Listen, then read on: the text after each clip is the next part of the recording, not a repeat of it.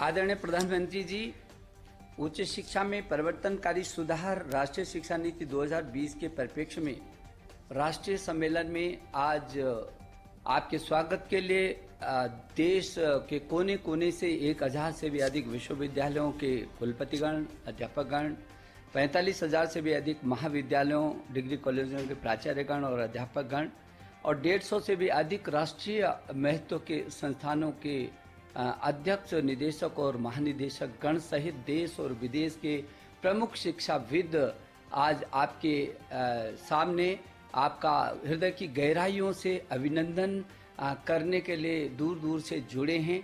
कस्तूरी रंगन जी स्वयं और अपनी कमेटी के तमाम सदस्यों के साथ आज यहाँ पर उपस्थित हैं और इसलिए मैं कस्तूरी रंगन जी का भी हृदय की गहराइयों से अभिनंदन कर रहा हूँ। प्रधानमंत्री जी, पद्म भूषण कस्तूरी रंगन जी की अध्यक्षता में जो ये एनईपी की कमेटी है, ये पूरी दुनिया का सबसे बड़ा नवाचार के रूप में मुझे लगता है कि होगी, जिसमें 2 लाख से अधिक ग्राम समितियों के साथ 1000 से अधिक विश्वविद्यालय, 33 करोड़ छात्र छात्राओं के अभिभावकों से परामर्श, सारे अध्यापकगण, विशेषज्ञगण, सभी एनजीओ, जनप्रतिनिधिगण, देश भर के सभी शिक्षा मंत्रियों से एक बार नहीं बल्कि कई बार, देश के मुख्यमंत्रियों से तमाम समय समय पर संवाद और जनप्रतिनिधि से लेकर के जो पब्लिक डोमेन में डालने के बाद 2.25 लाख से भी अधिक जो सुझाव आए हैं, उसके व्यापक विश्लेषण के बाद जो ये अमृत निकल करके प्रधानमंत्री जी ये हमारे सामने आया है।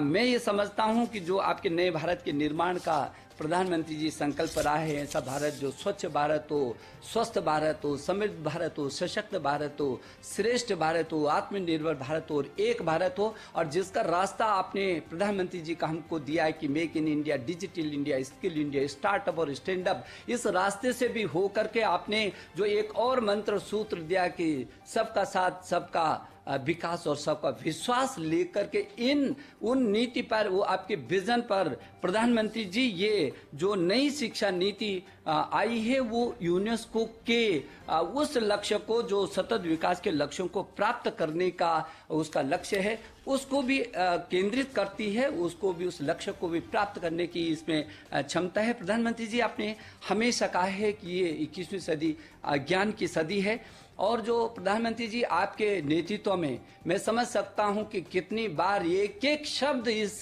नई शिक्षा नीति का आपसे होकर के गुजरा है, बार बार आपका मार्गदर्शन जो हमको मिला है और मैं समझ सकता हूं कितनी संवेदनशीलता से प्रधानमंत्री जी आप कितने चिंतित थे इस नई शिक्षा नीति को लाने के लिए। 1 बार नहीं, 2 बार नहीं, 3 बार नहीं, 4 बार सहित बार आपने हमारा मार्गदर्शन किया।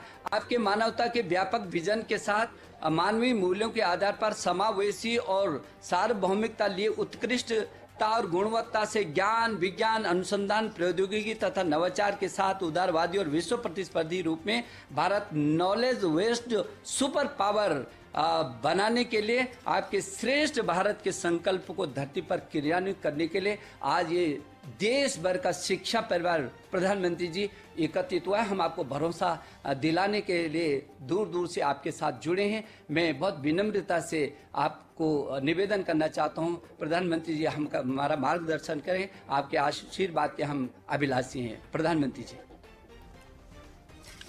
नमस्कार। मंत्रिमंडल में मेरे सहयोगी श्रीमान रमेश पोखरियाल निशंक जी, श्रीमान संजय धोत्रे जी, नेशनल एजुकेशन पॉलिसी, राष्ट्रीय शिक्षा नीति में बहुत महत्वपूर्ण भूमिका निभाने वाले देश के जाने माने वैज्ञानिक डॉक्टर कस्तूरी रंगन जी और उनकी टीम, इस सम्मेलन में भाग ले रहे वाइस चांसलर्स, अन्य सभी शिक्षाविद, सभी महानुभाव, आप सभी का बहुत बहुत अभिनंदन। नेशनल एजुकेशन पॉलिसी, राष्ट्रीय शिक्षा नीति के संदर्भ में आज का ये इवेंट बहुत ही महत्वपूर्ण है। इस कॉन्क्लेव से भारत के एजुकेशन वर्ल्ड को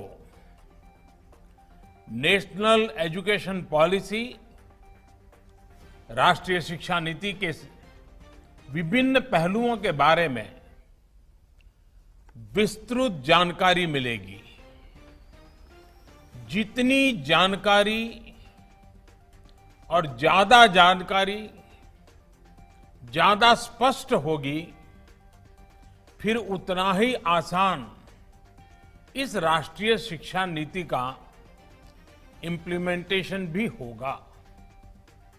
साथियों, 3-4 साल के व्यापक विचार विमर्श के बाद लाखों सुझावों पर लंबे मंथन के बाद राष्ट्रीय शिक्षा नीति को स्वीकृत किया गया है। आज देश भर में इसकी व्यापक चर्चा हो रही है। अलग अलग क्षेत्र के लोग, अलग अलग विचारधाराओं के लोग अपने व्यूज दे रहे हैं, राष्ट्रीय शिक्षा नीति को रिव्यू कर रहे हैं। ये एक हेल्दी डिबेट है। ये जितनी ज्यादा होगी उतना ही लाभ देश की शिक्षा व्यवस्था को मिलेगा। ये भी खुशी की बात है कि राष्ट्रीय शिक्षा नीति आने के बाद देश के किसी भी क्षेत्र से, किसी भी वर्ग से ये बात नहीं उठी कि इसमें किसी तरह का बायस है या किसी एक तरफा कोई झुकाव है। ये एक इंडिकेटर भी है कि लोग बरसों से चली आ रही एजुकेशन सिस्टम में जो बदलाव चाहते थे, वो उन्हें देखने को मिले हैं। वैसे कुछ लोगों के मन में ये सवाल आना बहुत स्वाभाविक है कि इतना बड़ा रिफॉर्म कागज पर तो कर दिया, लेकिन इसे जमीन पर कैसे उतारा जाएगा? यानी अब सबकी निगाहें इसके इम्प्लीमेंटेशन की तरफ है। इस चैलेंज को देखते हुए व्यवस्थाओं को बनाने में जहां कहीं कुछ सुधार की आवश्यकता है, वह हमें सबको मिलकर के करना है और करना ही है। आप सभी राष्ट्रीय शिक्षा नीति के इम्प्लीमेंटेशन में और उस काम में सीधे तौर पर जुड़े हैं और इसलिए आप सबकी भूमिका बहुत ज्यादा है, बहुत अहम है। जहां तक पॉलिटिकल विल की बात है, मैं पूरी तरह कमिटेड हूं, मैं पूरी तरह आपके साथ हूं। साथियों, हर देश अपनी शिक्षा व्यवस्था को अपनी नेशनल वैल्यूज के साथ जोड़ते हुए अपने नेशनल गोल्स के अनुसार रिफॉर्म्स करते हुए आगे बढ़ता है। मकसद ये होता है कि देश का एजुकेशन सिस्टम अपनी वर्तमान और आने वाली पीढ़ियों को फ्यूचर रेडी रखे, फ्यूचर रेडी करें। भारत की नेशनल एजुकेशन पॉलिसी, राष्ट्रीय शिक्षा नीति का आधार भी यही सोच है। राष्ट्रीय शिक्षा नीति 21वीं सदी के भारत की, नए भारत की फाउंडेशन तैयार करने वाली है। 21वीं सदी के भारत को हमारे युवाओं और हमारे युवाओं को जिस तरह की एजुकेशन की जरूरत है, जैसी स्किल्स चाहिए, राष्ट्रीय शिक्षा नीति पर इन बातों पर विशेष फोकस है। भारत को ताकतवर बनाने के लिए, विकास की नई ऊंचाई पर पहुंचाने के लिए भारत के नागरिकों को और सशक्त करने के लिए उन्हें ज्यादा से ज्यादा अवसरों के उपयुक्त बनाने के लिए इस एजुकेशन पॉलिसी में खास जोर दिया गया है। जब भारत का स्टूडेंट, चाहे वो नर्सरी में हो या फिर कॉलेज में साइंटिफिक तरीके से पढ़ेगा, तेजी से बदलते हुए समय और तेजी से बदलती जरूरतों के हिसाब से पढ़ेगा, तो वो नेशन बिल्डिंग में कंस्ट्रक्टिव भूमिका निभा पाएगा। साथियों, बीते अनेक वर्षों से हमारे एजुकेशन सिस्टम में बड़े बदलाव नहीं हुए थे। परिणाम ये हुआ कि हमारे समाज में क्यूरोसिटी और इमेजिनेशन की वैल्यूज को प्रमोट करने के बजाय भेड़ चाल को ही प्रोत्साहन मिलने लगा था। कभी डॉक्टर बनने के लिए होड़ लगी, कभी इंजीनियर बनाने की होड़ लगी, कभी वकील बनाने की होड़ लगी। इंटरेस्ट, एबिलिटी और डिमांड की मैपिंग किए बिना होड़ लगाने की प्रवृत्ति से एजुकेशन को बाहर निकालना जरूरी था। हमारे स्टूडेंट्स में, हमारे युवाओं में क्रिटिकल थिंकिंग और इनोवेटिव थिंकिंग विकसित कैसे हो सकती है, जब तक हमारी शिक्षा में पैशन ना हो, फिलॉसॉफी ऑफ एजुकेशन ना हो, पर्पज ऑफ एजुकेशन ना हो। साथियों, आज गुरुवर रविंद्रनाथ ठाकुर की पुण्यतिथि भी है। वो कहते थे, उच्चतम शिक्षा वो है जो हमें सिर्फ जानकारी नहीं देती, बल्कि हमारे जीवन को समस्त अस्तित्व के साथ सद्भाव में लाती है। निश्चित तौर पर राष्ट्रीय शिक्षा नीति का बृहद लक्ष्य इसी से जुड़ा है। इसके लिए टुकड़ों में सोचने के बजाय एक होलिस्टिक अप्रोच की जरूरत थी, जिसको सामने रखने में राष्ट्रीय शिक्षा नीति सफल रही है।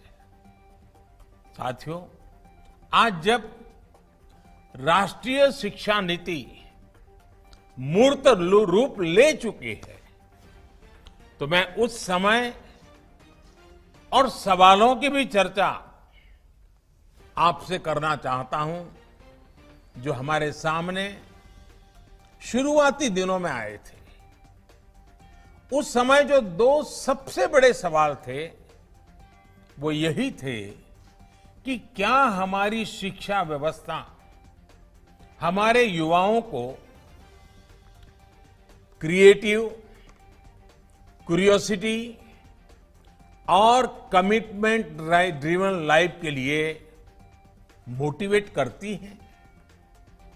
आप लोग इस क्षेत्र में इतने वर्षों से हैं, आपने अपना जीवन शिक्षा के लिए खपा दिया है, समर्पित किया है। आप लोग इसका जवाब बेहतर जानते हैं। साथियों, हमारे सामने दूसरा सवाल था कि क्या हमारी शिक्षा व्यवस्था हमारे युवाओं को एम्पावर करती है, देश में एक एम्पावर्ड सोसाइटी के निर्माण में मदद करती है। आप सब इन सवालों से भी परिचित हैं और जवाबों से भी भली भांति परिचित हैं। साथियों, आज मुझे संतोष है कि भारत की नेशनल एजुकेशन पॉलिसी, राष्ट्रीय शिक्षा नीति को बनाते समय इन सवालों पर गंभीरता से काम किया गया। साथियों, बदलते समय के साथ एक नई विश्व व्यवस्था, एक नए रंग रूप और व्यवस्थाओं में बदलाव, एक नई विश्व व्यवस्था खड़ी हो रही है। एक नया ग्लोबल स्टैंडर्ड भी तय हो रहा है। इसके हिसाब से भारत का एजुकेशन सिस्टम खुद में बदलाव करे, ये भी किया जाना बहुत जरूरी था। स्कूल करिकुलम के 10+2 स्ट्रक्चर से आगे बढ़कर अब 5+3+3+4 करिकुलम का स्ट्रक्चर देना इसी दिशा में एक कदम है। हमें अपने स्टूडेंट्स को ग्लोबल सिटीजन भी बनाना है और इसका भी ध्यान रखना है कि वे ग्लोबल सिटीजन तो बने, लेकिन साथ साथ अपनी जड़ों से भी जुड़े रहें। जड़ से लेकर के जग तक, मनुष्य से मानवता तक, अतीत से आधुनिकता तक सभी बिंदुओं का समावेश करते हुए इस राष्ट्रीय शिक्षा नीति का स्वरूप तय किया गया है। साथियों, इस बात में कोई विवाद नहीं है कि बच्चों के घर की बोली और स्कूल में पढ़ाई की भाषा एक ही होने से बच्चों के सीखने की गति बेहतर होती है। ये एक बहुत बड़ी वजह है जिसकी वजह से जहां तक संभव हो 5th क्लास तक बच्चों को उनकी मातृभाषा में ही पढ़ाने पर सहमति दी गई है। इससे बच्चों को और बच्चों की नींव तो मजबूत होगी ही, उनके आगे की पढ़ाई के लिए भी उनका बेस और मजबूत होगा। साथियों, अभी तक जो हमारी शिक्षा व्यवस्था है उसमें व्हाट टू थिंक, मैं बहुत जिम्मेवारी से बोल रहा हूं, व्हाट टू थिंक पर फोकस रहा है, जबकि इस शिक्षा नीति में हाउ टू थिंक उस पर बल दिया जा रहा है। ये मैं इसलिए कह रहा हूं कि आज जिस दौर में हम, और ये दौर ऐसा है जहां इंफॉर्मेशन और कंटेंट की कोई कमी नहीं है, एक प्रकार से बाढ़ आई हुई है। हर प्रकार की जानकारी आपके मोबाइल फोन पर अवेलेबल है। जरूरी ये है कि कौन सी जानकारी हासिल करनी है, क्या पढ़ना है। इस बात को ध्यान में रखकर ही राष्ट्रीय शिक्षा नीति में प्रयास किया गया है कि जो पढ़ाई के लिए लंबा चौड़ा सिलेबस होता है, ढेर सारी किताबें होती हैं, उसकी अनिवार्यता को कम किया जाए। अब कोशिश ये है कि बच्चों को सीखने के लिए inquiry based, discovery based, discussion based और एनालिसिस बेस्ड तरीकों पर जोर दिया जाए। इससे बच्चों में सीखने की ललक बढ़ेगी और उनके क्लास में उनका पार्टिसिपेशन भी बढ़ेगा। साथियों, हर विद्यार्थी को, स्टूडेंट को यह अवसर मिलना ही चाहिए कि वो अपने पैशन को फॉलो करे। वो अपनी सुविधा और जरूरत के हिसाब से किसी डिग्री या कोई कोर्स को फॉलो कर सके और अगर उसका मन करे तो वो छोड़ भी सके। अक्सर ऐसा होता है कि कोई कोर्स करने के बाद स्टूडेंट जब जॉब के लिए जाता है तो उसे पता चलता है कि जो उसने पढ़ा है वो जॉब की रिक्वायरमेंट को पूरा नहीं करता। कई स्टूडेंट को अलग अलग वजहों के से बीच में ही कोर्स छोड़कर जॉब करनी पड़ती है। ऐसे सभी स्टूडेंट्स की जरूरतों का ख्याल रखते हुए मल्टीपल एंट्री एग्जिट का ऑप्शन दिया गया है। अब स्टूडेंट वापस अपने कोर्स से जुड़कर अपनी जॉब रिक्वायरमेंट के हिसाब से ज्यादा इफेक्टिव तरीके से पढ़ाई कर सकता है, लर्न कर सकता है। इसका एक और एस्पेक्ट है, जब स्टूडेंट्स को यह भी स्वतंत्रता होगी कि अगर वो कोई कोर्स बीच में छोड़कर दूसरे कोर्स में प्रवेश लेना चाहे तो वो कर सकते हैं। इसके लिए वो पहले कोर्स से एक निश्चित समय तक ब्रेक ले सकते हैं और दूसरा कोर्स ज्वाइन कर सकते हैं। हायर एजुकेशन को स्ट्रीम से मुक्त करने, मल्टीपल एंट्री और एग्जिट क्रेडिट बैंक के पीछे यही एक बहुत लंबे दूर की सोच के साथ हम आगे आए हैं। हम उस एरा की तरफ बढ़ रहे हैं जहां कोई व्यक्ति जीवन भर किसी एक प्रोफेशन में ही नहीं टिका रहेगा। बदलाव निश्चित है, मान के चलिए, और इसके लिए उसे निरंतर खुद को रीस्किल और अपस्किल करते रहना ही होगा। नेशनल एजुकेशन पॉलिसी, राष्ट्रीय शिक्षा नीति में इसका भी बारीकी से ध्यान रखा गया है। साथियों, किसी भी देश के विकास में एक बड़ी भूमिका रहती है समाज के हर तबके की गरिमा, उसकी डिग्निटी।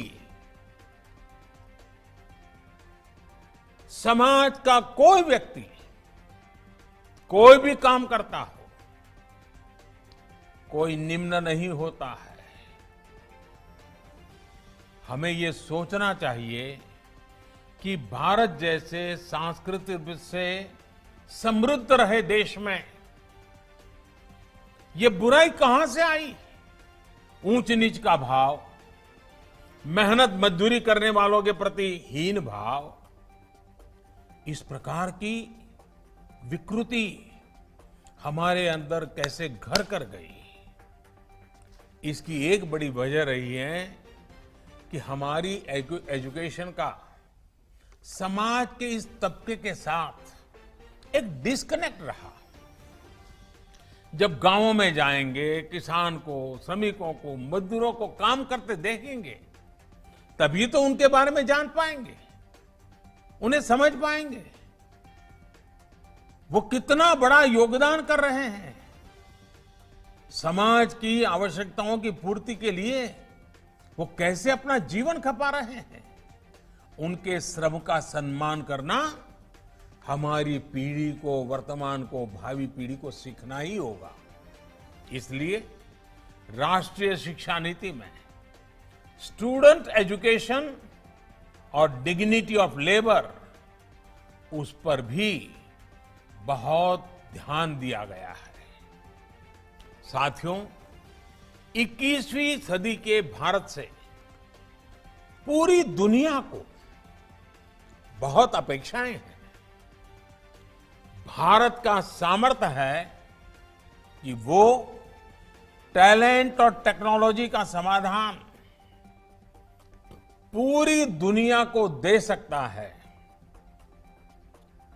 हमारी इस जिम्मेदारी को भी हमारी एजुकेशन पॉलिसी एड्रेस करती है। राष्ट्रीय शिक्षा नीति में जो भी समाधान सुझाए गए हैं, उससे फ्यूचरिस्टिक टेक्नोलॉजी के प्रति एक माइंडसेट विकसित करने की भावना भी है।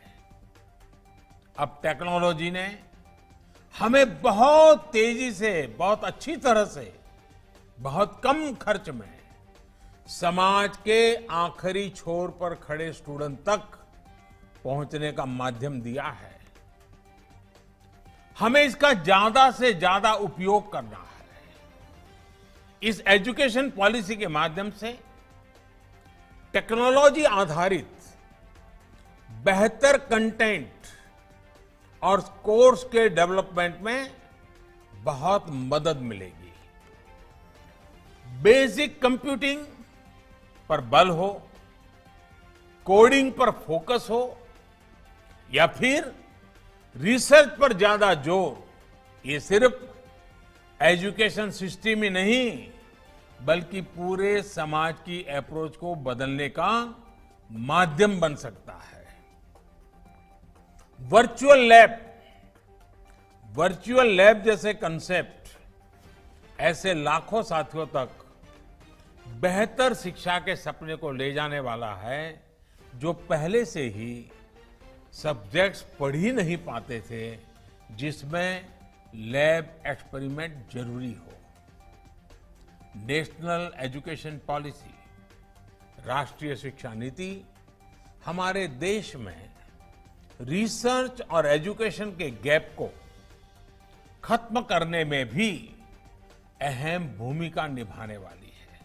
साथियों, जब इंस्टीट्यूशंस और इंफ्रास्ट्रक्चर में ये रिफॉर्म्स रिफ्लेक्ट होंगे, तभी राष्ट्रीय शिक्षा नीति को अधिक प्रभावी और त्वरित गति से इंप्लीमेंट किया जा सकेगा। आज समय की मांग है कि इनोवेशन और एडॉप्शन की जो वैल्यूज हम समाज में निर्मित करना चाहते हैं, वो खुद हमारे देश के इंस्टीट्यूशन से शुरू होनी चाहिए, और जिसका नेतृत्व आप सबके पास है। जब हम एजुकेशन और विशेष हायर एजुकेशन को एम्पावर्ड सोसाइटी के निर्माता के रूप में खड़ा करना चाहते हैं, तो इसके लिए हायर एजुकेशन इंस्टीट्यूशंस को भी एम्पावर करना जरूरी है। और मैं जानता हूं, जैसे ही इंस्टीट्यूशंस को एम्पावर करने की बात आती है, तो उसके साथ ही एक और शब्द चला आता है, और वो शब्द आप भली बात ही जानते हैं। वो शब्द क्या है? ऑटोनॉमी। ऑटोनॉमी। आप भी जानते हैं कि ऑटोनॉमी को लेकर हमारे यहां दो तरह के मत पूरे देश में प्रवर्तमान है। एक कहता है कि सब कुछ सरकारी नियंत्रण से पूरी सख्ती से चलना चाहिए, तो दूसरा कहता है कि सभी संस्थानों को बाय डिफॉल्ट ऑटोनॉमी मिलनी चाहिए। पहली अप्रोच में नॉन गवर्नमेंट संस्थानों के प्रति मिसट्रस्ट दिखता है, तो दूसरी अप्रोच में ऑटोनॉमी को एंटाइटलमेंट के रूप में भी ट्रीट किया जाता है। गुड क्वालिटी एजुकेशन का रास्ता इन दोनों के बीच में से ही निकलता है, दोनों मतों के मध्य से ही निकलता है। जो संस्थान क्वालिटी एजुकेशन के लिए ज्यादा काम करे, उसको ज्यादा फ्रीडम से रिवॉर्ड किया जाना चाहिए। इससे क्वालिटी को एनकरेजमेंट मिलेगा और सबको ग्रो करने के लिए इंसेंटिव भी मिलेगा। नेशनल एजुकेशन पॉलिसी, राष्ट्रीय शिक्षा नीति आने से पहले हाल के वर्षों में आपने भी देखा है कि कैसे हमारी सरकार ने अनेकों इंस्टीट्यूशंस को ऑटोनॉमी देने की पहल की है। मुझे उम्मीद है राष्ट्रीय शिक्षा नीति का जैसे जैसे विस्तार होगा, शिक्षा संस्थानों को ऑटोनॉमी की प्रक्रिया भी और तेज होगी।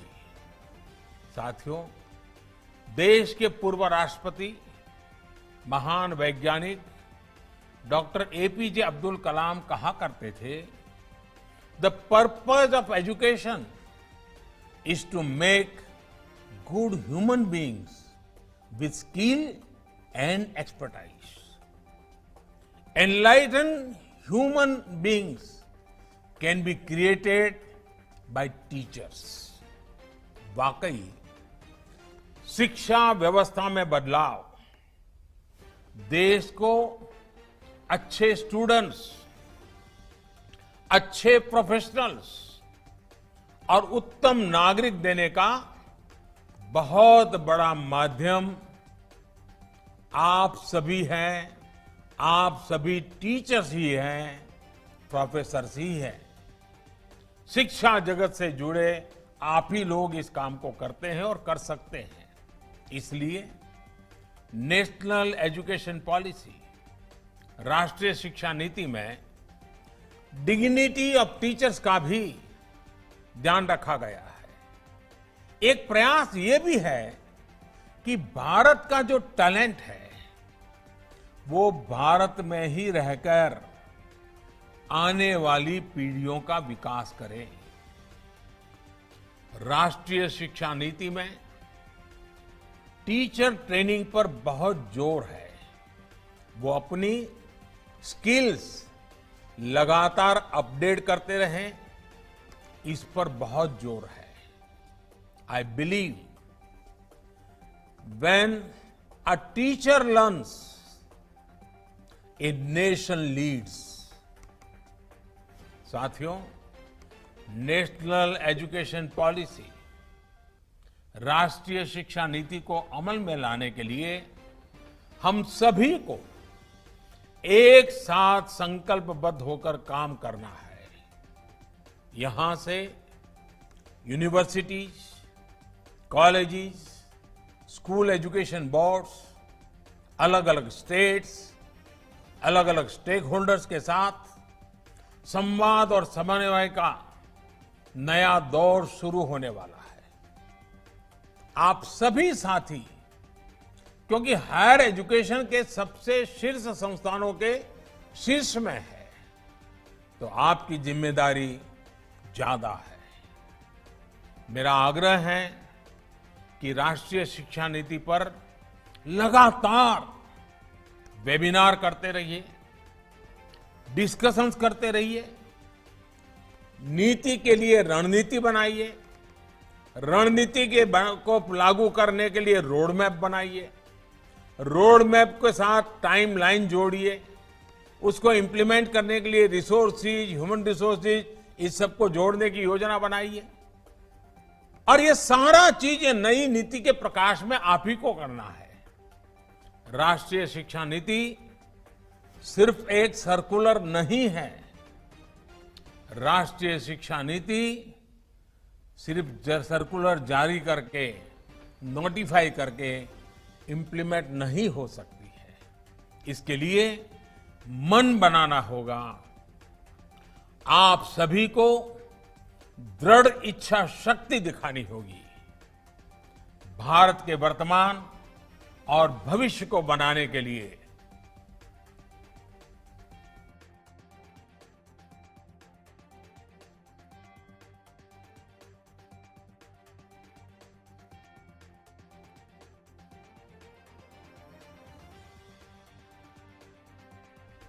हमारे इन प्रयासों से पूरी शताब्दी को एक दिशा मिलने वाली है और इसमें इस गौरवपूर्ण अध्याय में जुड़ने के लिए मैं आपको निमंत्रित देता हूं। इसमें आपका योगदान बहुत आवश्यक है। इस कॉन्क्लेव को देख रहे, सुन रहे प्रत्येक का योगदान आवश्यक है। मुझे विश्वास है इस कॉन्क्लेव में राष्ट्रीय शिक्षा नीति के इफेक्टिव इंप्लीमेंटेशन को लेकर बेहतर सुझाव, बेहतर समाधान निकल करके आएंगे। और मैं विशेष रूप से आज जब मुझे अवसर मिला है तो सार्वजनिक रूप से डॉक्टर कस्तूरी रंगन जी का, उनकी पूरी टीम का बहुत बहुत अभिनंदन करता हूं, बहुत बहुत धन्यवाद करता हूं। यह काम छोटा नहीं था, बहुत बड़ा काम था। बहुत लोगों के सुझाव थे, बहुत अपेक्षाएं थी और फुल स्टॉप कॉमा भी उधर उधर हो जाता तो पता नहीं क्या हो जाता। और इसलिए कस्तूरी रंगन जी और उनकी टीम ने कितनी बारीकी से एक तपस्या की तरह इस काम को किया होगा, तब जाकर के संपूर्णतः विवादों से मुक्त, विश्वास से भरी हुई, सपनों को संवारने वाली, संकल्प को ताकत देने वाली और सिद्धि में अटूट श्रद्धा के साथ ये नई शिक्षा नीति हमारे सामने आई है। मुझे विश्वास है कि देश के भावी पीढ़ी के उज्जवल भविष्य के लिए, वर्तमान पीढ़ी के सामर्थ्य को बढ़ाने के लिए ये नई शिक्षा नीति बहुत काम आएगी। मैं फिर एक बार शिक्षा जगत के आप सभी महानुभावों को प्रणाम करते हुए बहुत बहुत शुभकामनाएं देता हूं, बहुत बहुत आभार व्यक्त करता हूं।